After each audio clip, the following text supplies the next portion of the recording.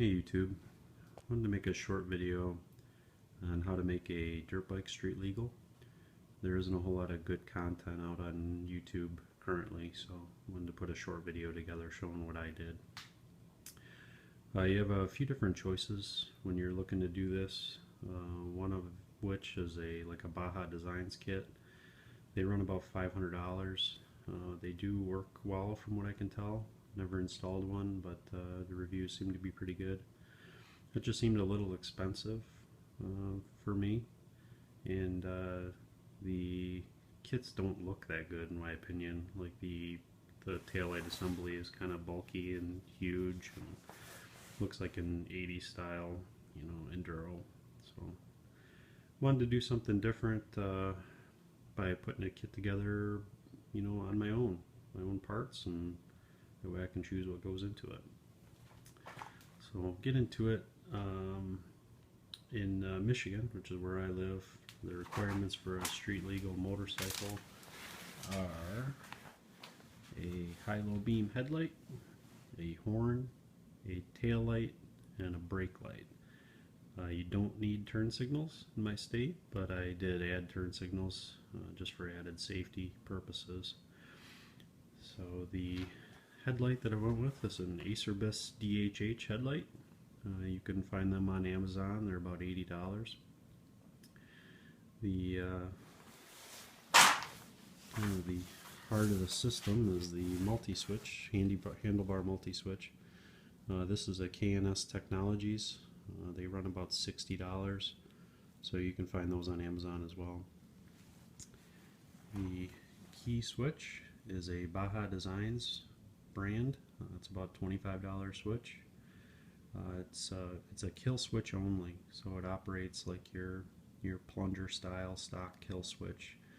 Only difference being that when the key is off, it grounds out your coil so that the bike won't run.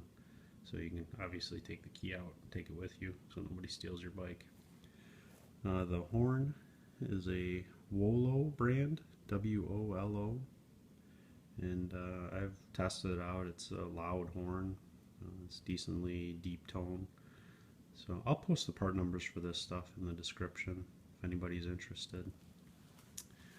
The taillight assembly is not sure how well you can see it there. It's a DRC brand. It's actually made for the DRZ 400. But it lends itself well to a universal type application. It's just got a big triangle bracket that I just drilled corresponding holes in the fender, and then picked up some stainless steel Allen bolts to install it. The stock taillight housing, I removed it.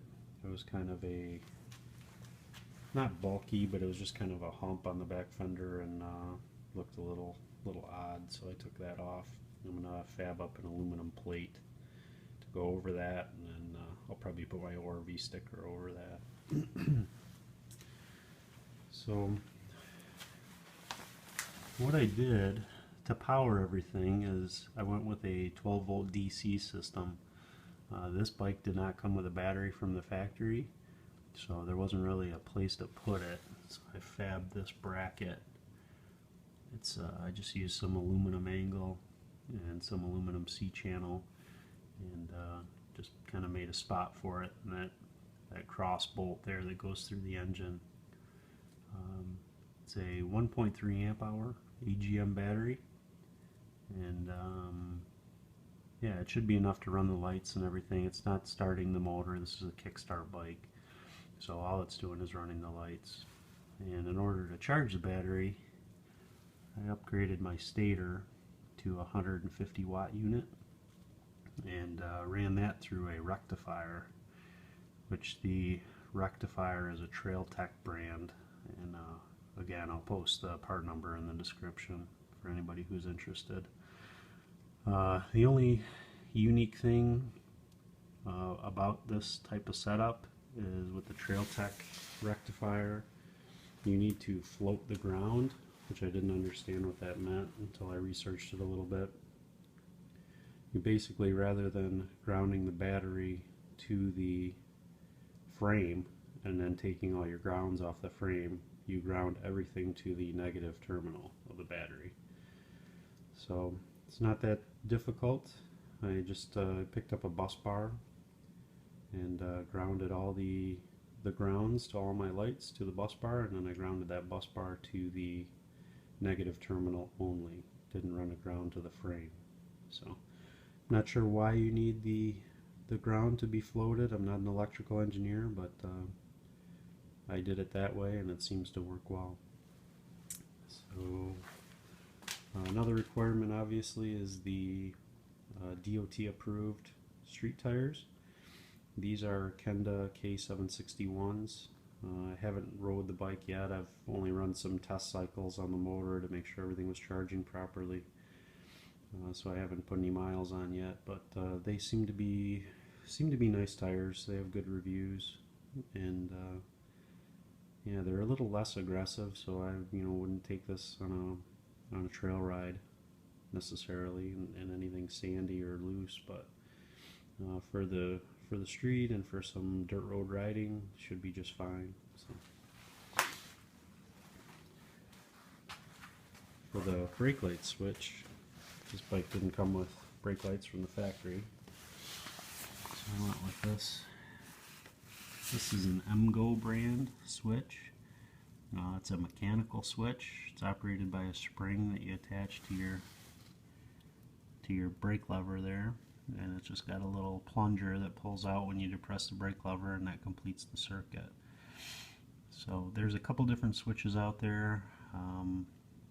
The other type would be the hydraulically actuated switch, where you replace the banjo bolt in your brake master cylinder, and then that activates. But a lot of the reviews said they didn't last very long, and I didn't like the idea of having to break my hydraulic system open to change a switch. Then you got to bleed the brakes, and it's kind of a pain. So I went with a mechanical switch. If that ever goes bad, I can just swap it out and be off running again. So I'm trying to think if there's anything else. I think that's about it. But main thing is, I wanted to post a video so people know that you don't necessarily have to go out and buy a $500 kit that you might not be happy with. You can put the kit together yourself, and it'll work well, and it'll turn out great. So, one other thing, I did use bullet style connectors for all my electrical connections. So everything is broken here. The switch actually has a pigtail that you wire. It's just a 9-pin pigtail. I'm not sure why I'm pointing at everything. It's just a 9-pin pigtail that you wire, so if your switch ever goes bad, you can just buy another one just like it and unplug the pigtail, plug the new one in, and you're good to go again. But every other connection, I ran a bullet connector. That way, if I ever have to take the bike apart, take the triple tree apart, forks off, subframe, anything like that, I can just unplug all the connections and not have to cut any wires and reconnect anything. So it takes a little more time up front, but it will save you time down the road if you ever have to take it apart. Oh, one other thing, I'm going to add a Trailtech Vapor computer. I'm going to add that right in this area here. That'll be your speedometer and your trip meter, and they have like a coolant temperature sensor and all that kind of good stuff. So that's about it. Just if you have any questions, post them in the comments and I'll do my best to answer them. This is an 01 XR650R in case anybody's interested. So thanks.